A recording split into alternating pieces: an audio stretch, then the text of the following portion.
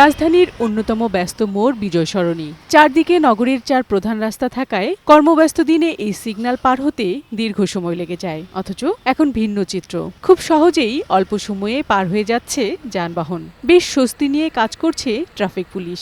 আমাদের প্রেশার একটু কমছে, এটা ঠিক আছে। তবে আমরা যতটুকু আমাদের অনুযায়ী আমরা কাজ করতেছি।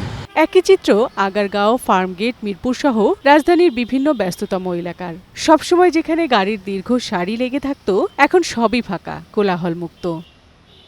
ঈদের ছুটি শুরু হওয়ায় রাজধানী এখন অনেকটাই ফাঁকা। নেই কোলাহল, ভিড়, গাড়ির বিকট শব্দ ও জ্যামে ঘন্টার পর ঘন্টা দাঁড়িয়ে থাকার চিত্র। ফাঁকা নগরীতে স্বাচ্ছন্দ্যেই চলাফেরা করছে সাধারণ মানুষ।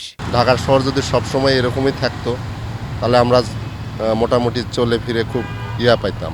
ভালো লাগতেছে, কোলাহল মুক্ত। ফাঁকা রাস্তায় অনেকেই আবার ঈদের আগেই পরিবার পরিজন নিয়ে বেরিয়ে পড়েছেন ঘুরতে। ফাঁকা পাইছি, কোলাহল মুক্ত, ভালো লাগতেছে, এই জন্য আসছি।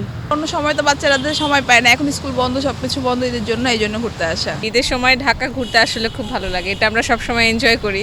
অর্ধেক সময় চলেই যায় জ্যামে বসে থাকতে, এখন খুব ভালো লাগছে। স্বস্তির এই ঢাকাই প্রত্যাশা রাজধানীবাসীর। বিউটি সমাদ্দার, বৈশাখী সংবাদ, ঢাকা।